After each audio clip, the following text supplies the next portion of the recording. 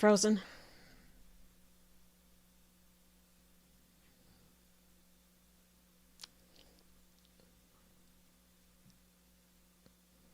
Hi, everybody. Gloria Moraga here with political news. So I am having trouble with my computer. It's freezing up, but bear with me and we'll try to get through this one. And then I've got my computer. My computer's been in the shop. I've got my new computer back. I've got my old computer that's now almost like a new computer.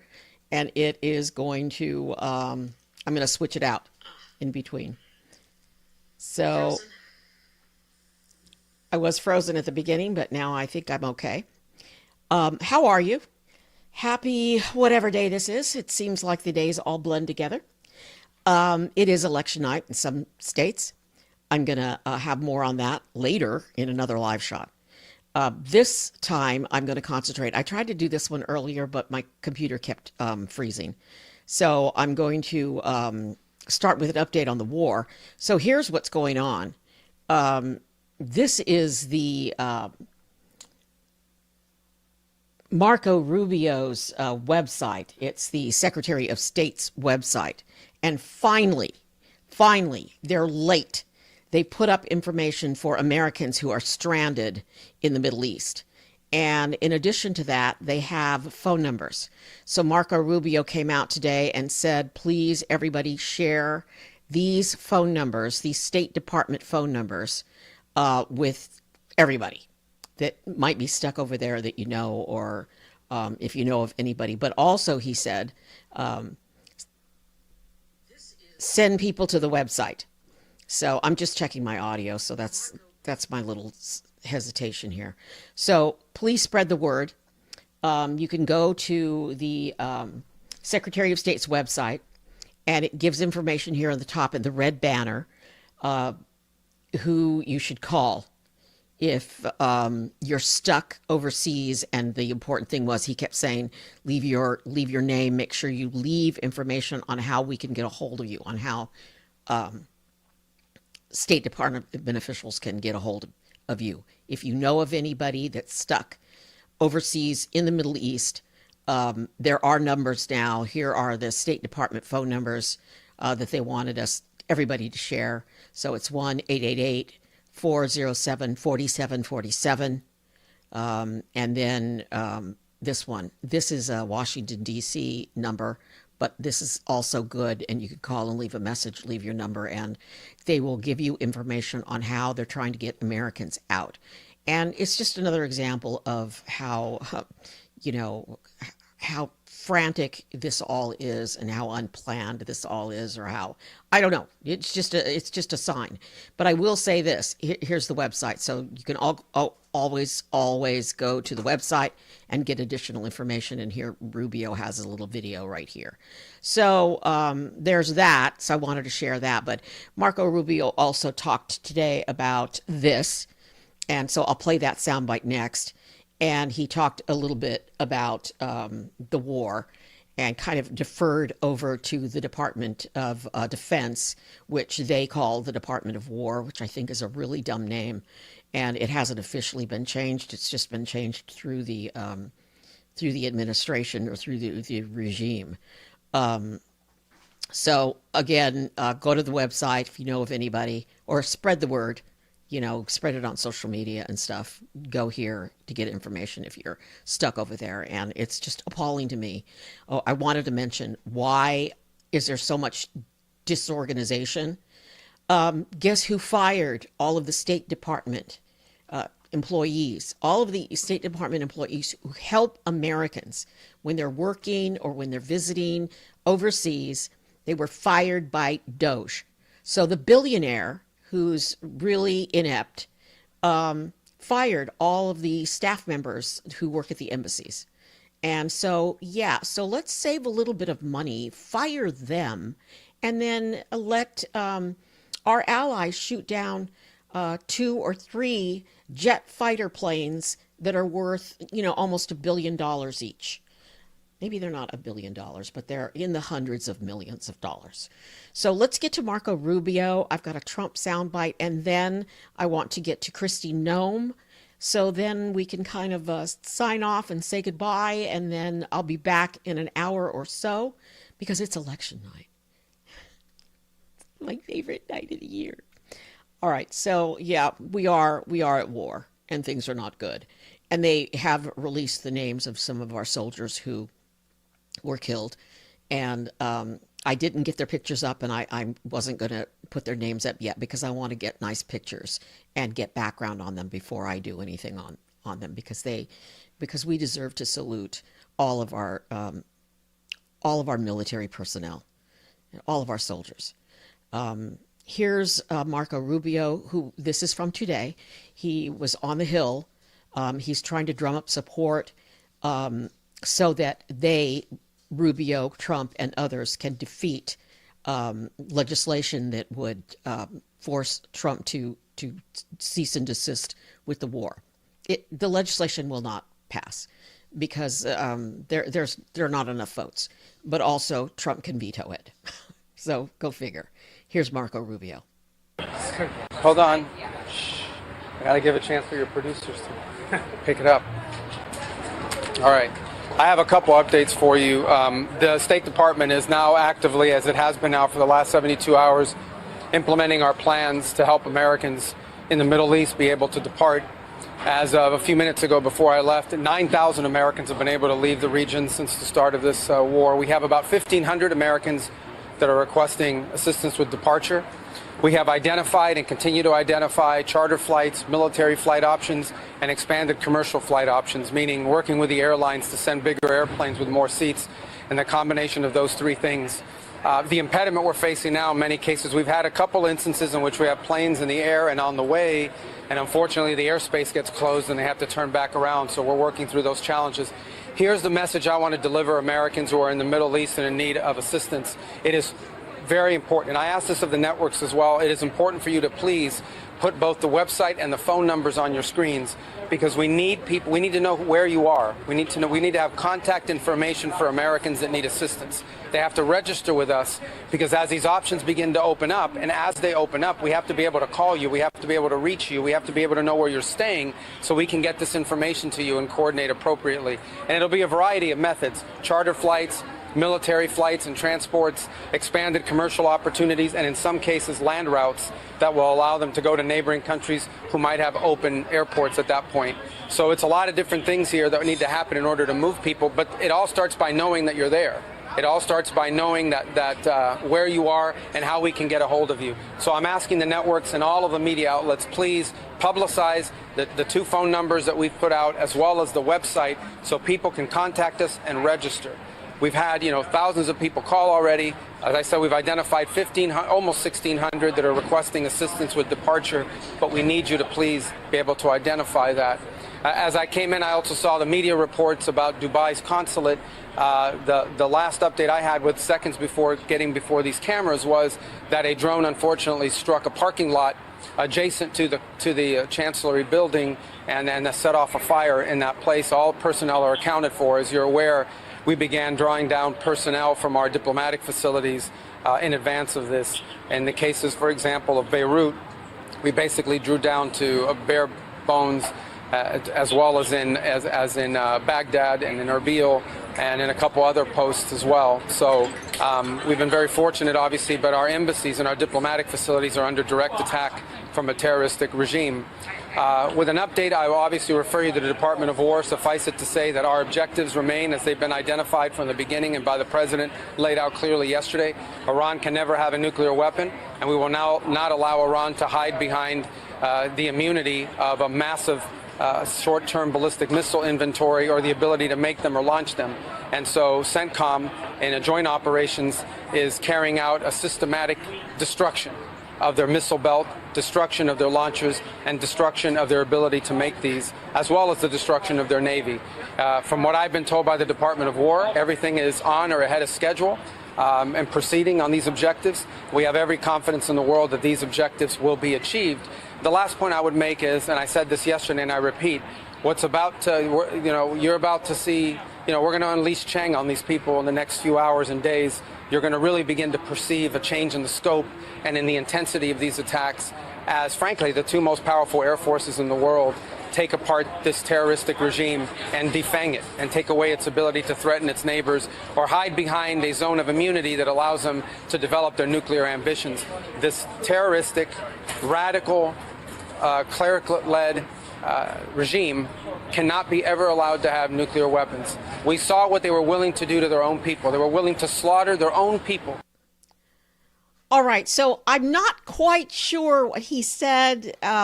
He later said we're going to defang them, but he said we're going to release something on them.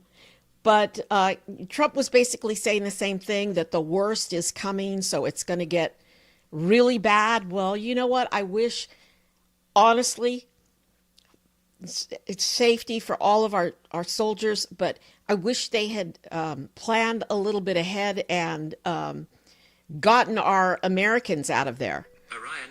My granddaughter keeps calling me, and I'm just not answering.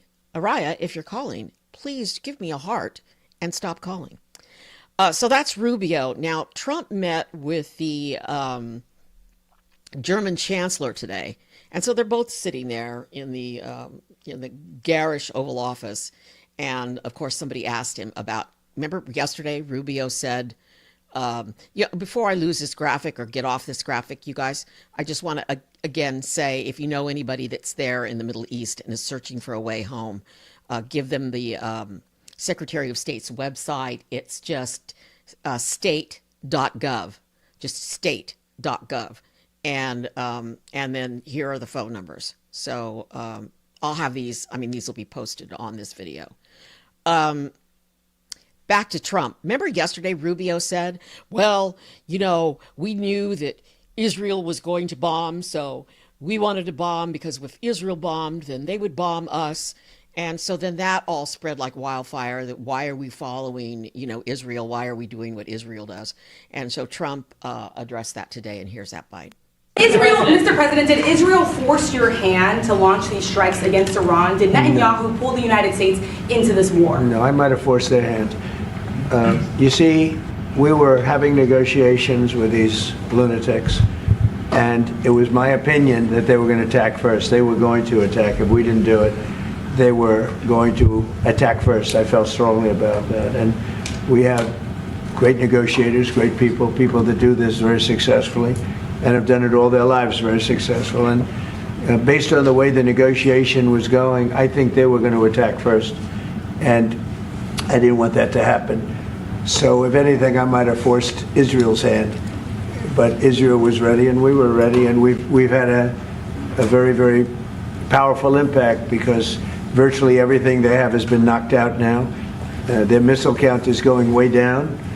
Amazingly, they're hitting countries that were, let's call them neutral, right? They lived together for a long time. I think they were surprised. I was surprised. And now those countries are all fighting against them and fighting strongly against them. Someday they'll write a story and they'll say why they did that, but they hit countries that had nothing to do with what's going on. They were sort of leaving everything alone. All of a sudden they had missiles shot in, which shows you the level of evil that we're dealing with. They'll hit people that were actually at least somewhat friendly, and they had no problems with it. Also hitting only civilian places, hotels and apartment buildings, and we're hitting them where it is much more appropriate. We're hitting them very hard. And the big scale hitting goes now. They no longer have air protection.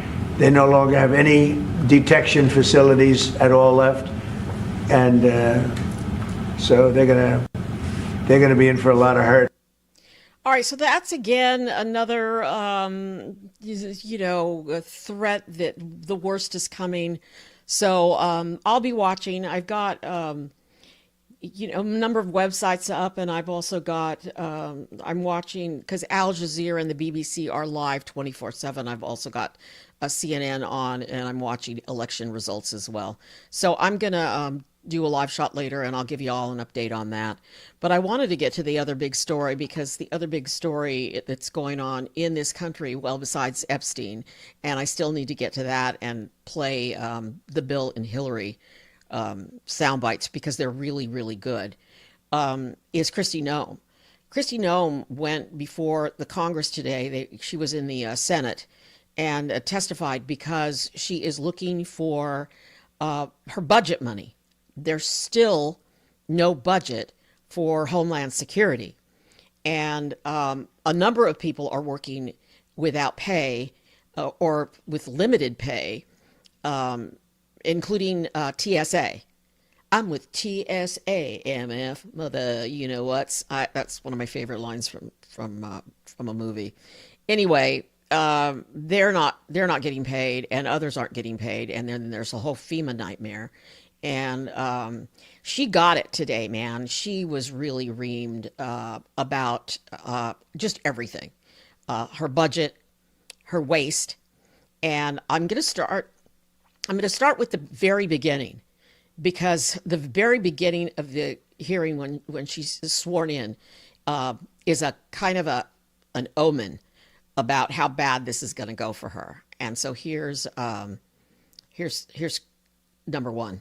I'll ask you one question. If you can just give me a quick response. This is number two. Who does Tom we don't Homan want to work play for? this one yet. Here's number You one. are the Testimony president. you're about to give before the committee will be the truth, the whole truth, and nothing but the truth, so help you God. Thank you for that positive response. You please go ahead and give your opening statement. Kristi Noem, you should be ashamed of yourself. I'm a former female. Okay. Well, FEMA employees cities responding to disasters, not ICE. You should be ashamed of yourself. Your SA abolish ICE. Your SA abolish ICE. Your SA abolish ICE. you may proceed. Thank you, Mr. Chairman, and thank you to the ranking member, Senator Durbin, as well, and the distinguished members of this committee. I appreciate the opportunity to be with all of you today and talk about the important matters and work that the Department of Homeland Security does every single day. The Department of Homeland Security. Hey, could maybe pull the microphone closer to you, please? Okay. And the red light is on? Yep, it is. Okay, proceed. The Department of Homeland Security was established in the aftermath of 9/11, one of the darkest days in our nation's history. That resulted in the death of nearly 3,000 Americans. The mission of the Department of Homeland Security at that time was just as critical as it is today. We protect our American people, we prevent acts of terrorism, and we defend our homeland. Every action that the Department of Homeland Security takes is guided by that mission and by that responsibility. All right, so that was Kristi Noem's first opening. And the woman there, if you couldn't hear what she was saying, was she works for FEMA, the Federal Emergency Management.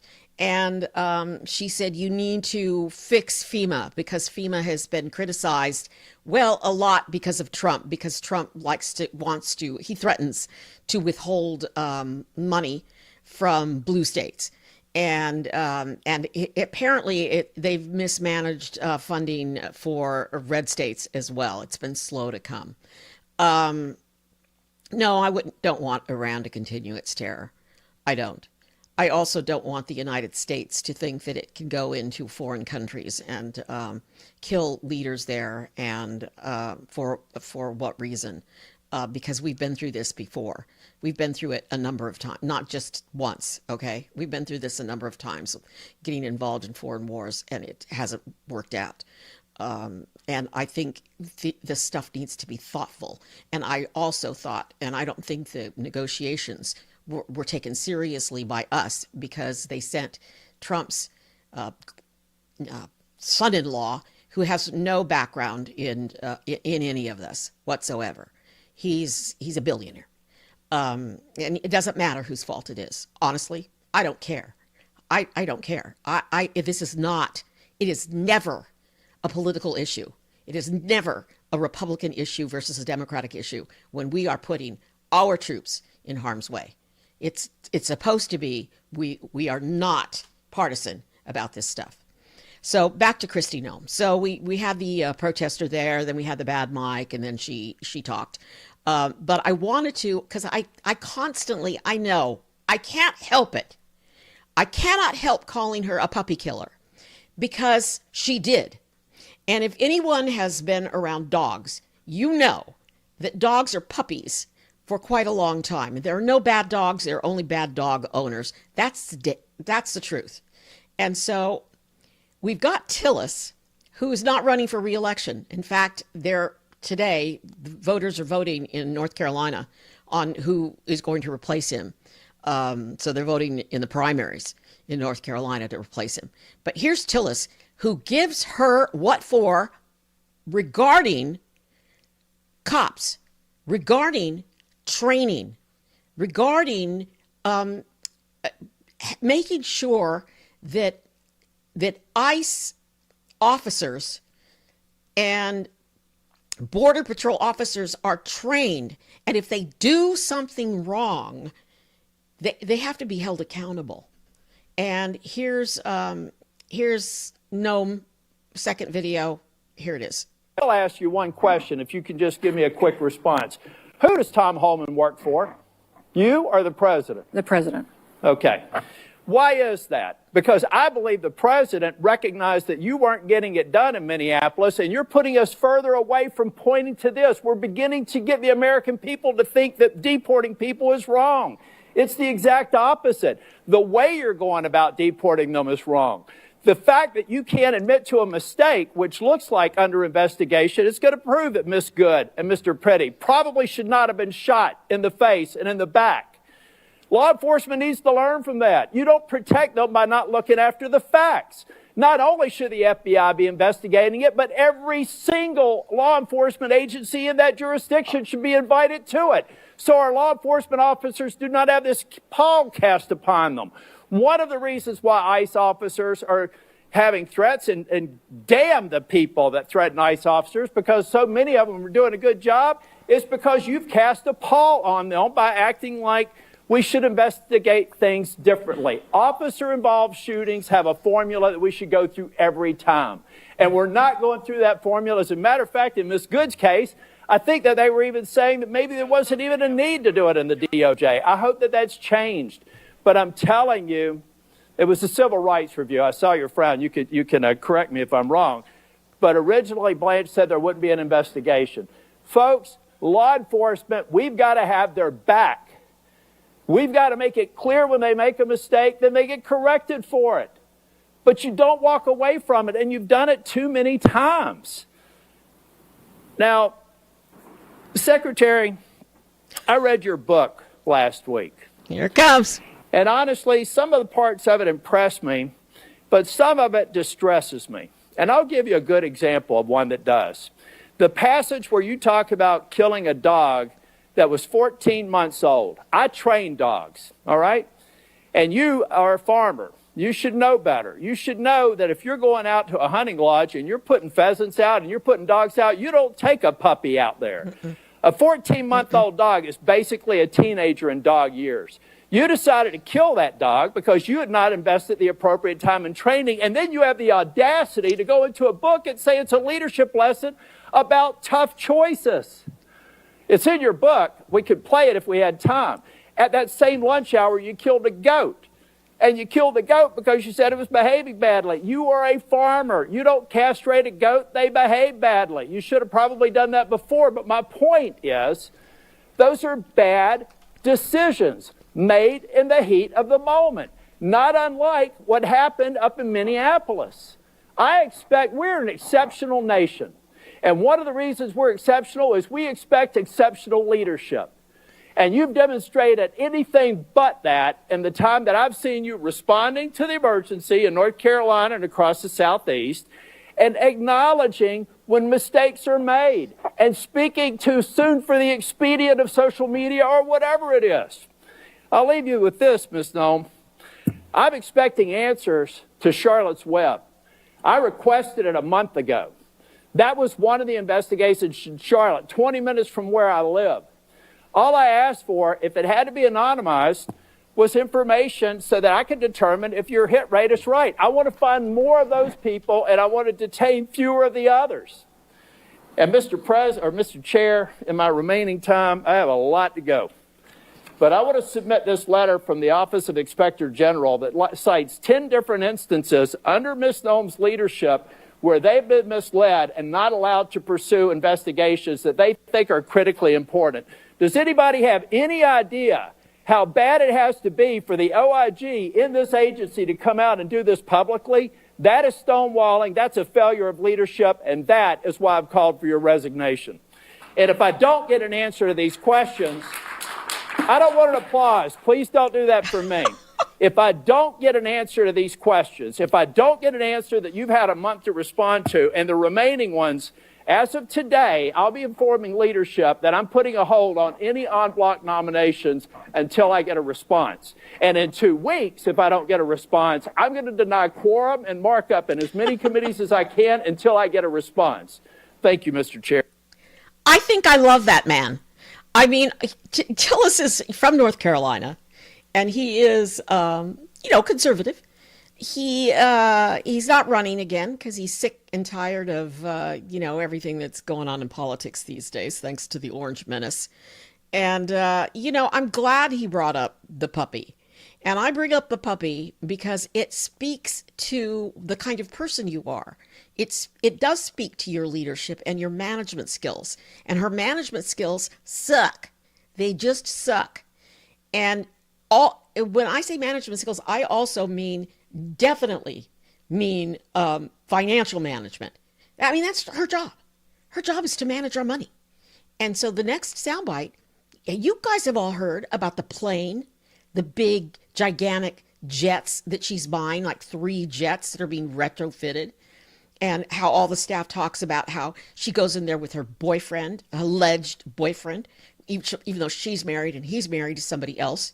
And, they take showers together, and then there's a big giant bed. So here's the plain soundbite. And they are asking about it because of the money, because we took money away from health care for Americans and food for seniors and food for poor children, and we gave it to Homeland Security. And they're swimming in bucks right now, and she's buying planes. So here is the plain soundbite. Could you explain this? Sir, I'm looking at a picture of an interior, looks like a bedroom. Of an airplane? Mm-hmm. Yes, sir. You're not familiar with that? These photos are not accurate. If you're referring to the airplanes that the Department of Homeland Security has purchased and are purchasing, we're using them for long-range command and control aircraft that is dictated in statute by Congress for the Department of Homeland Security to have a plane. Luxury jet with a bedroom in it? Yeah, we used a 737. I've been on it once, but it is being used by other administration officials, and it is used for command and control flights for the department. The department has found that in purchasing our aircraft, that we will save the taxpayers hundreds of millions of dollars. Does it have a bedroom in it? In fact, we spent $1.42 billion on ICE deportation flights last year. Does it have a bedroom in it? I believe it's being refurbished and not having a bedroom in it. So it is being refurbished. Part of the room. What kind of deportee justifies being flown out of the country in a luxury jet with a bedroom and accommodations like this? There are aircraft being purchased that will be utilized for executive air travel and for deportations. Well, if you remember in the past, we have used jets of this size and this configuration for deportations in the past. If you remember this configuration, by this configuration, you mean with I didn't a bedroom see the and inside luxury of them. accommodations like this That you've plane used for deportations. Is that true? Sir, we have 737s that are being purchased by the department to replace contracts that we have on ICE deportations. That's what they're going to be used for. And in fact, the Coast Guard is the only entity within the Department of Homeland Security that has jets at this point in time. They had 2 G5s that were 20 to 25 years old that are being replaced so that they can continue to serve our Coast Guard and our military for years to come. About these aircraft. They've been reported as saying, although they don't want to say publicly this, but individuals described as senior administration officials have described these airplane purchases as the world's worst deal and an abuse of federal funds. Can you tell me what the Republicans on this committee who voted for what I call the billionaires bill that gave you the money to buy these jets knew about your plans to acquire luxury jets when they voted for that money? The dollars for these airplanes was appropriated by Congress. In fact, it's mandated from Congress and rules that you've given us that we need to have a long-range command and control aircraft that will seat up to 17 people in the Department of Homeland Security for national security purposes. We are complying with the law. Those planes are being refurbished and will be utilized for that, and they'll be utilized by members of the administration and other components. First, they will also cut our costs, sir, by almost 40%. We are saving the taxpayer 40% by purchasing our own aircraft and operating them rather than being susceptible to the contracts that they have today. We have an extra 2 minutes to fill in the filibuster there. I'll give you 30 seconds beyond the 44 seconds you got now. Truthfully answer a question for the record about your role in stopping the civil rights investigation into the Minnesota shootings? Sir, I don't know what you're talking about. I did not stop any investigations whatsoever. Will you testify truthfully if you get a QFR? Yes, I testify truthfully. I did not And will you stop. testify in the District of Columbia Federal Court contempt proceeding? Sir, I do not know what you're referencing, and I would hope for some context. The Federal District Court contempt proceeding related to the deportation, contrary to a court order, of individuals to Venezuela. Will you testify in that proceeding? Sir, I think that you're referencing something that I have a gag order to, but I can certainly follow up with you. My time's up. Thank you. The testimony you're about to give before the committee will be the truth, the whole truth, and nothing but the truth. She is such a liar, okay? I just don't know what you're talking about. I mean, that's a favorite of MAGA Mike Johnson. Oh, I don't know. It's not in my lane. Yeah, it's the deportation of all the people she sent to that horrible place. And she was there. She went there and was prancing around with her Rolex watch. So I wanted to have a little fun with her and the money that she's really wasting. It's our tax dollar. But now we get to Minnesota and what happened in Minnesota. And this soundbite with Amy Klobuchar, who is, represents Minnesota, there's a lot of yelling over each other. But Klobuchar goes after her. So here it is. Senator Klobuchar. Thank you, Mr. Chairman. Secretary Noem, as Secretary of Homeland Security, you oversaw Operation Metro Search. Is that correct? Yes, as Secretary, I oversee ICE and CBP and HSI officers that were there doing their work. 3,000 ICE agents, border control to Minnesota, outnumbering our 10 Metro Police departments, outnumbering by 3 to 1 the number of sworn police officers in Minneapolis and St. Paul. Is that correct? Yeah.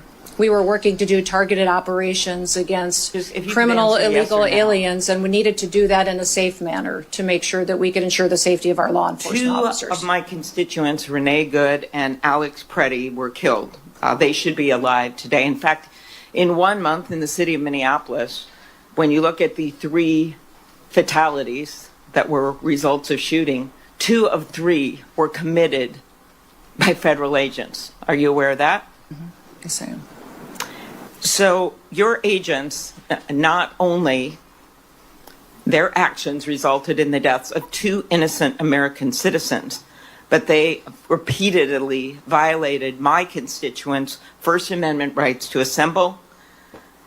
You say you believe in the Second Amendment right to bear arms, but Alex Preddy was criticized repeatedly by officials in the administration for having a lawful permit to carry and having a gun. Your agents violated the Fourth Amendment rights of my constituents by ramming through doors of innocent people's homes, innocent citizens' home, without any kind of a warrant, and violated the Fifth Amendment right to due process. So as I've shared with my colleagues, if you believe in federalism, in freedom, and in liberty, you should be horrified by what the Department of Homeland Security did in Minnesota. So my first question is, having spoken to Mr. Holman, what is the exact number of DHS agents still in Minnesota? Well, I believe that there is still close to 650 there, counting the investigators that are there, working to get to the bottom of the unprecedented fraud that has been found in the Medicaid Was funding. five-year-old Liam involved in that fraud? As you know, I am all in on prosecuting fraud. I put in place the U.S. attorney who exposed the fraud under the Biden administration and brought the bulk of the prosecutions, and also recommended to Mr. Blanche that Joe Thompson be the acting U.S. attorney who led those prosecutions and now has left the office because the Department of Justice asked him and many others to investigate Renee Good's wife instead of doing their jobs doing fraud. So what I want to know is, when are you going to get down to the original footprint as promised to us? We're continuing to work at that, although those investigators will continue to stay there to get to the bottom of that fraud, to make sure that those vulnerable people that rely on those programs actually get services from those federal dollars that are spent, that it's not stolen by criminals and used by individuals to enrich themselves and send it out of the country. Secretary Chung-Li Tao, are you aware that agents bashed in the door of a U.S. citizen, a Hmong elder with no criminal record? Remember this I guy? can't speak to the specifics of that Did you case. see the photos of that man being dragged out of his house in Crocs and in his underwear? Yes, I did. Do you believe that he was involved in fraud? I do not know where that status of that investigation is. Are you aware that he is a son of a beloved nurse that treated our soldiers in Vietnam? I believe that we have laws in this country that need to be enforced and need to be applied Your equally to agents, everyone. speaking of enforcing the laws and following the laws, did they have a judicial warrant when they rammed through an American citizen's door? Our law enforcement officers follow the same protocols and procedures that all law enforcement do. Are you as to how aware they that he move tried forward. to show his identification to show that he was American citizen and they didn't want to see it? Again, these officers conduct themselves in processes. If something was done inaccurately, then certainly we will make sure that we correct it and rectify it in the Are future. you aware that the person they were looking for was in prison and had been in prison for years? His Yes, name I is am. Lou That's a Ma? target. Yes, we do targeted operations going after and Do looking you for. agree that it is unacceptable for your agents to ram into someone's door and drag someone out in their underwear and below zero temperatures when they have the wrong guy? Our officers conduct targeted operations and utilize the law processes that are given to them and the You will not answer that tools. you think that's wrong. They needed to identify that individual, and They that couldn't individual. identify him by looking at his identification. Instead, they had to drag him out, throw him in a car, and drive him around for an hour. How about pulling off off-duty police officers, Madam Secretary, every single one of whom made clear who they were? They were people of color, off-duty police officers. In Brooklyn Park, Minnesota, the chief described how one off-duty officer, someone of color, a U.S. citizen, was stopped and confronted by ICE agents with their guns drawn, demanding her proof of citizenship. As Chief Bruley said, I wish I could tell you that this was an isolated incident, but other chiefs said it had happened to their own officers. Why were these officers stopped? We have thousands of law enforcement operations that we do every single day. Do you think they were stopped because they were people of murderers color? and Were they rapists racially and drug profiled? traffickers Ms. off Nelson. our streets? When I look at these American families that have been victimized by criminals that we have removed from cities and from communities, I'm grateful for the work that our ICE officers do. And by your Are only you focusing, defending stopping I would like off-duty to hear you police talk about officers some of the color operations and that we've dragging done a to Hmong bring elder people out of to his justice. home? When you only talk about these situations like this that we are conducting, and you don't talk about the good work that they do to protect people from being victimized by people that are in this country that want to conduct violent crimes against them or take advantage of them. The laws need to apply to everyone, and we're out there enforcing the law. I am a former prosecutor, Context is Ms. Noem, and incredibly important. I have always in every worked situation. with our police well, but that's not what was going. These ICE agents were not following police procedures. After the killings of Renee Good and Alex Preddy, when I spoke to Alex's parents, they told me that you calling him a domestic terrorist, this was directly from them, the day after he was killed, a nurse in our VA, Alex, one of the most hurtful things they could ever imagine was said by you about their son. Do you have anything you want to say to Alex Preddy's parents? We were relying in the hours after that incident that was so horrific on information we were getting from the ground from our agents. If you had anything you wanted to say to the parents or to the family of Renee Good after you called them domestic terrorists. I can't even imagine what they have gone through in the loss of their son and the loss of their family members. But how It's about absolutely specifically tragic. calling them domestic And I send terrorists them- without any evidence of that? Sir, ma'am, I did not call him a domestic terrorist. I said it appeared to be an incident of. I think the parents saw it for what it was. After the killings, the federal government refused to cooperate with state law enforcement. Agents blocked Minnesota investigators from accessing the scene. I know because I got directly calls from the mayor. I tried to call the DOJ. I tried to do everything I could because they were very worried about what was going to happen immediately, especially after Alex Preddy's death. Do you think that blocking local law enforcement from the scene of a shooting makes people safer? Yes or no? Actually, our HSI law enforcement officers risked their lives on that scene, preserving evidence and keeping the violent rioters away from the evidence so it What could be life was preserved lost for the at that investigation. scene, Secretary No? Yes, I understand that. Alex Preddy's life And that was after it lost. became very... I believe it is in the interest of justice to have a full and transparent investigation. Is the investigations being led by FBI and internal investigations as well into this incident? Will you commit to reversing the decision to cooperate with the Minnesota Bureau of Criminal Apprehension, an agency of seasoned professionals that the agents worked with directly, FBI agents worked with directly to investigate after the shooting assassination of Speaker Hortman, after the killing of those two little kids in that church with the bullets going through those stained glass windows? In both incidents, our federal and local law enforcement worked together and are working together in those investigations. But they have been blocked, the locals have, from being part of this. Why is that, Ms. Noem? The FBI is leading this investigation, and I would leave that question for them to answer. Thank you.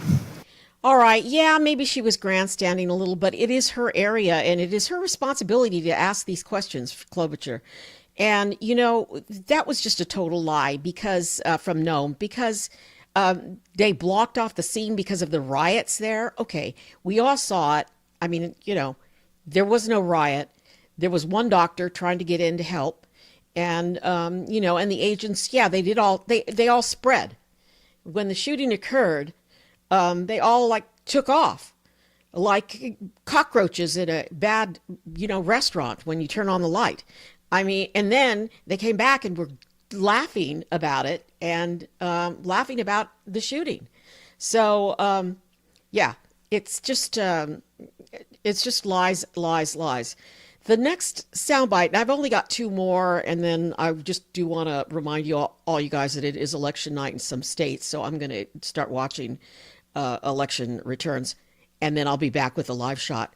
I know, and you know, the Noem's like about Kash Patel, Noem's puppy killer's comeback every time was, well, the FBI is investigating that. And it's like, yeah, Kash Patel is A, too busy hiding the Epstein files when he knows there's something in there, and he made so much money saying that he was going to uncover the Epstein files, and B, he's busy flying around on one of those multi-million dollar jets. So the next bite is, you know, is about, and I'm just going to say it again, I support law enforcement 100%. I support our troops and I support law enforcement.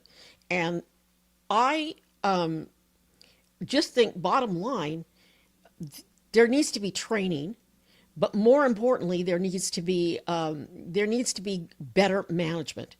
You know, what are they doing? Taking orders from Stephen Miller? I mean, he has no background in law enforcement. I mean, at least Tom Holman, who I don't like either, but at least he has a little bit of background. They need training, and they need to know that if you point a gun at someone's face, you know, if you shoot someone down in cold blood, you're going to be charged. just like cops know this. So here's a soundbite where they ask her about the people who've been shot, and the thing that just frosts my cake is that these are Americans. These are Americans that are being hurt, and it's my friends, it's not the worst of the worst. So here's the agent soundbite, and there are three people in the audience who stand up, and Noem is just, she killed a puppy, so I'm sure she doesn't give a damn, but here it is. Chairman, thank you for being here today. Madam Secretary, for a year, you maintained that no U.S.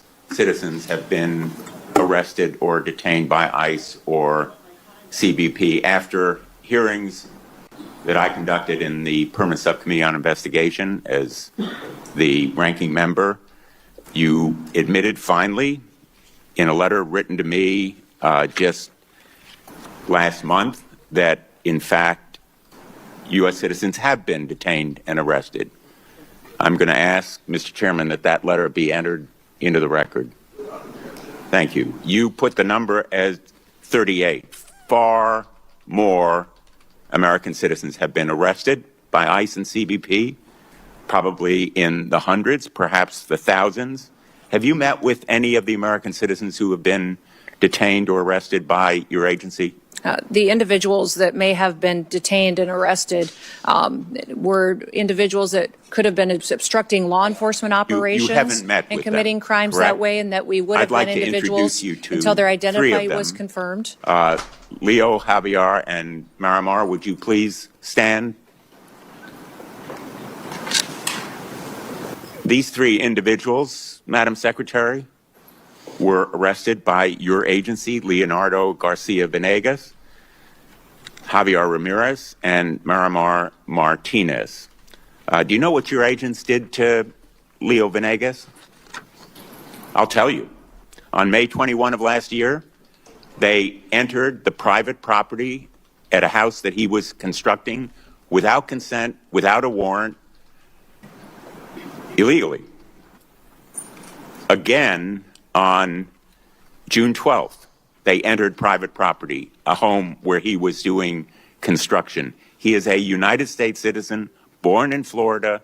They seized him and ignored and disregarded his proof of citizenship. Wouldn't you agree with me that no U.S. citizen simply working lawfully should be arrested?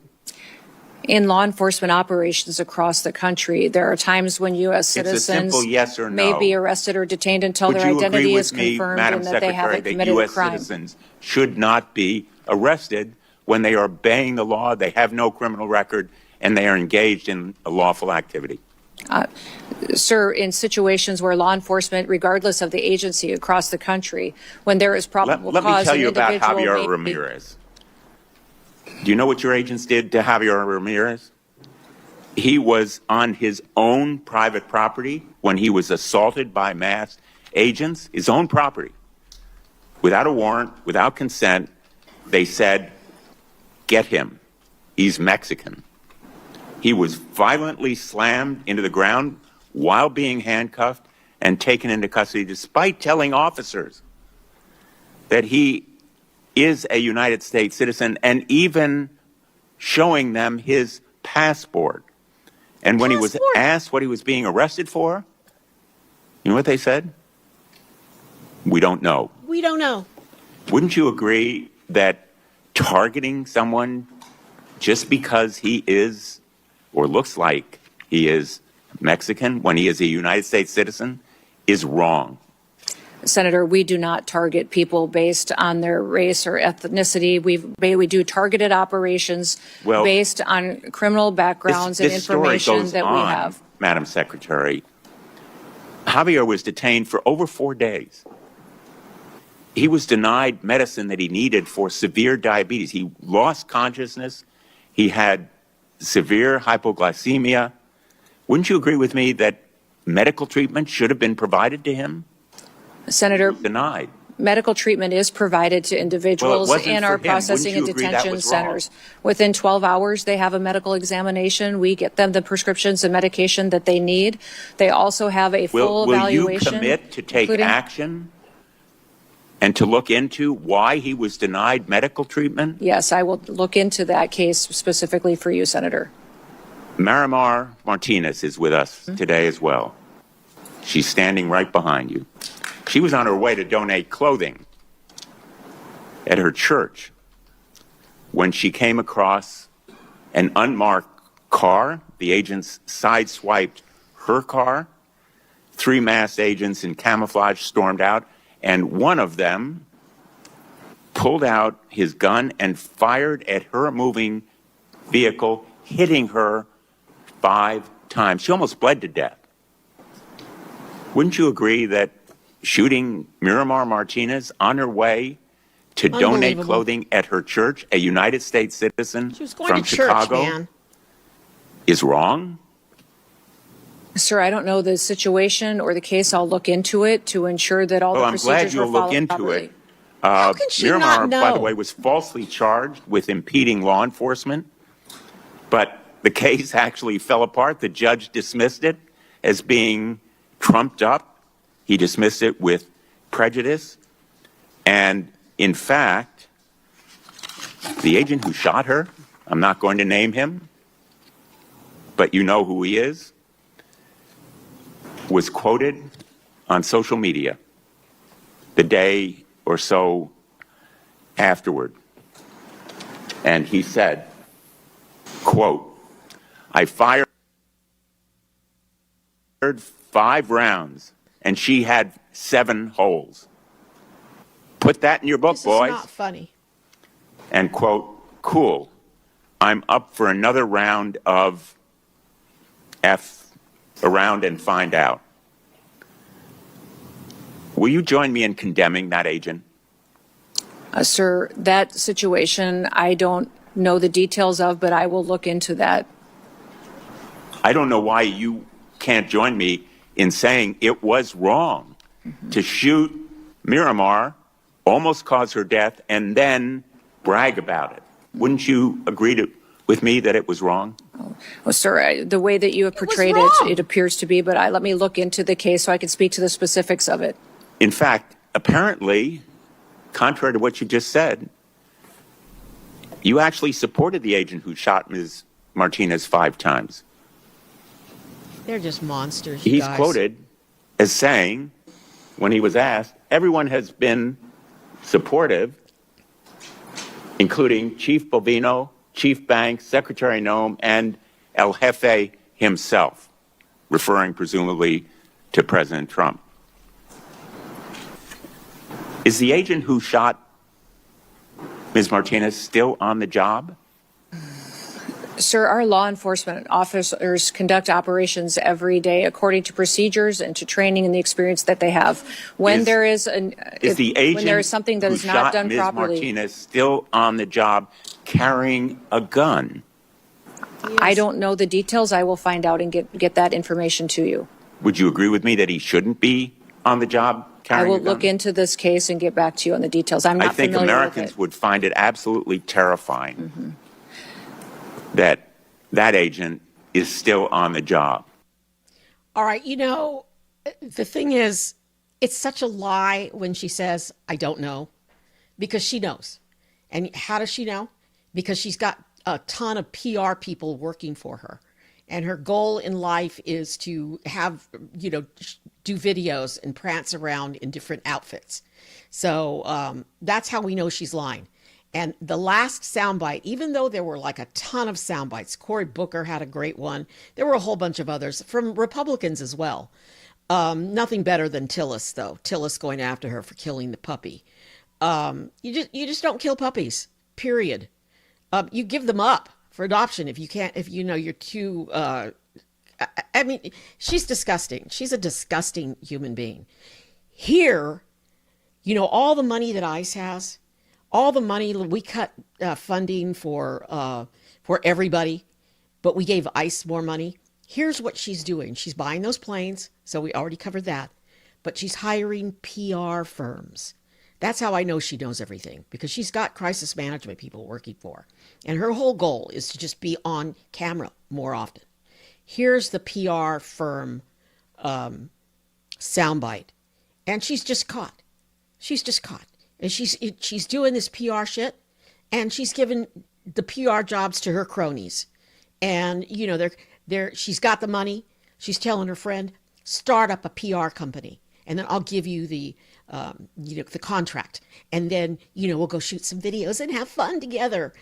Because I know, because I was a reporter, and because I knew a lot of people in PR. And I was in PR at the university. So, yeah. Here's the PR soundbite. It's on the record.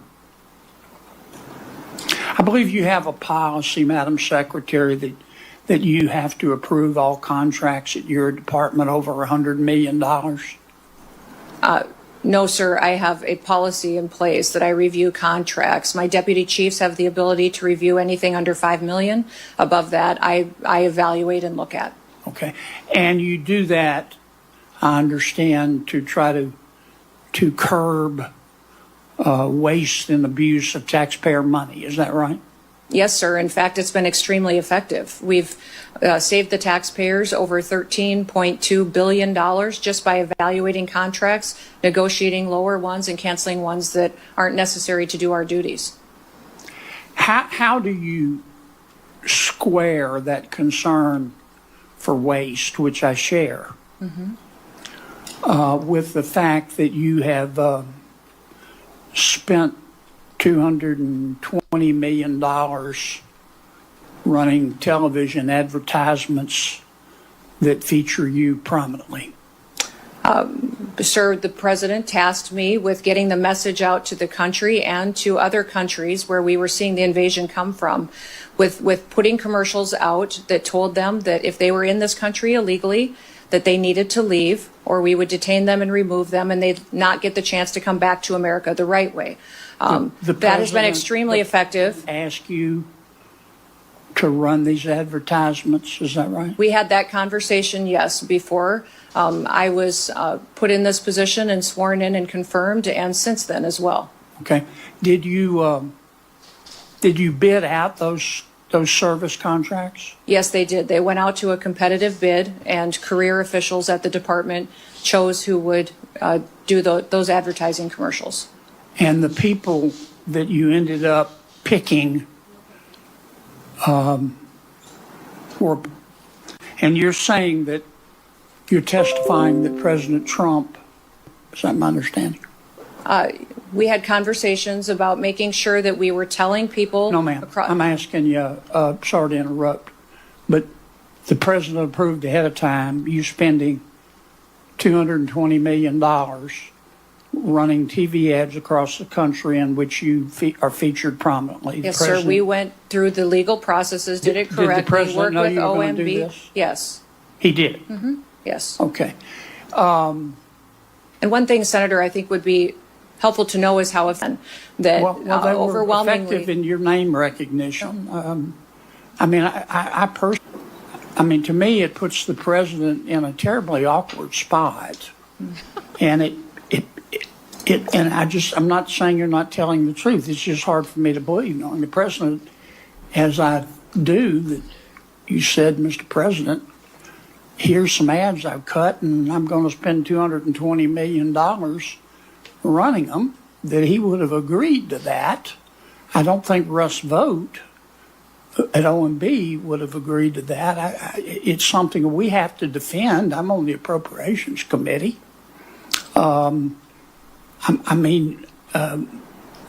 research shows that you did not bid them out, that you pick, in fact, one of the people you picked, the strategy group, Safe America, formed 11 days before you picked them, and that the strategy group got most of the money, and the head of that is married to your former spokesperson. We all have friends who are qualified. I'm not quibbling with that. It troubles me.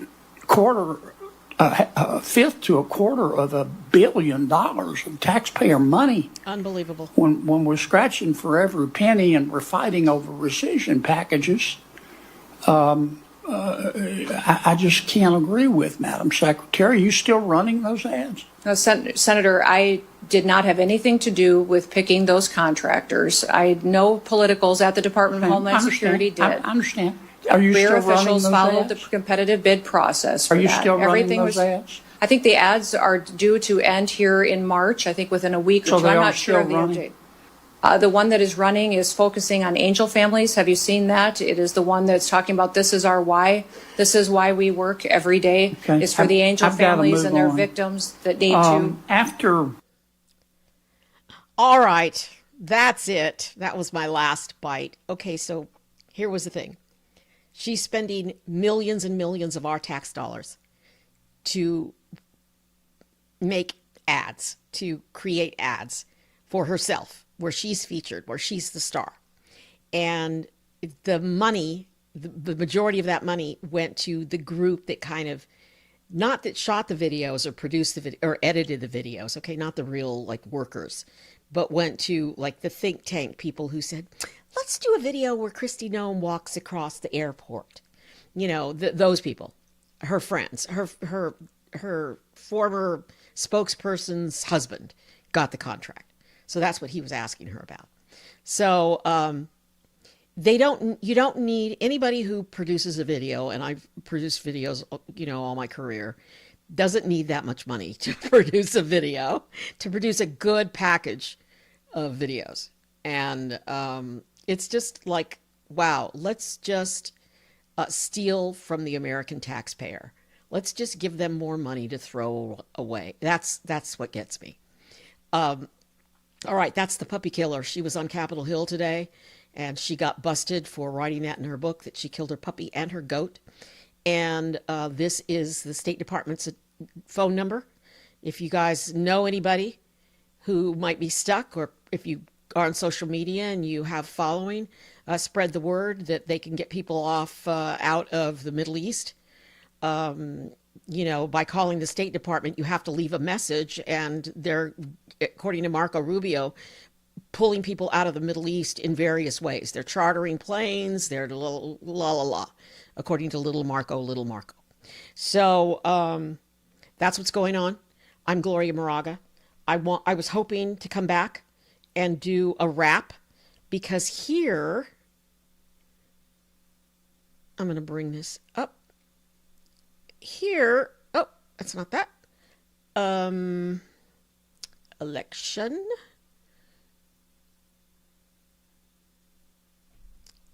I'm looking for my, oh, here it is. My election graphic. So we've got elections going on right now. These are it's primary night in Texas. So we've got, I'm sure some of you, you know, who are giving me hate about caring about immigrants. We've got Texas, Jasmine Crockett. We've got North Carolina. We heard from Tom Tillis there. And we've got Arkansas. So these are the primaries that are happening in the nation tonight. So we want to see how Democrats are doing versus Republicans, and you know, how the voter turnout is, and if people are getting sick of the orange walrus, because he's a liar, because he lied about Epstein, he lied about the economy, he lies about tariffs, he has no clue what tariffs do. He's lied about starting no wars. I'm going to start no wars. I'm definitely not going to start a war with Iran. I mean, let's just like right out do a big fat lie. Plus, I'm getting a lot of error notices that I'm over my, it says here, encoding overloaded. Considering turning down video settings or user fast encoding. I've got my new computer right here, and I'm going to try to plug it in and do a wrap later tonight on the war, and a wrap on who won in what. And I just want to say, please, whether you like me or hate me, Gloria is a lib, channel deleted. Would you, before you delete my channel, could you just like me and give me some thumbs up? No, not she stupid. Look, don't hate me. I love our country. I want everybody to vote. I don't care how you vote. I just think that we should all vote. We should all be involved in what the Congress is doing and in the political process. So thank you. Thanks for being here. I will be back if I can set up my computer enough so that I can go live later. And if not, I'll produce some shorts and post those about who won in what areas. I think Jasmine Crockett's going to take the Democratic primary in Texas. It looks like that early anyway, according to Steve Karnacki. And but then can Crockett beat a Republican in Texas for United States Senate? So those are all good questions. And they're very important questions, because if Congress goes Democrat, then we can hold the Orange Walrus accountable for what he's done in the way of tariffs, because you guys, it may not be hitting you now, but it's going to hit you later. So please subscribe. Please give me a thumbs up. Please give me a like. I appreciate you. I really do.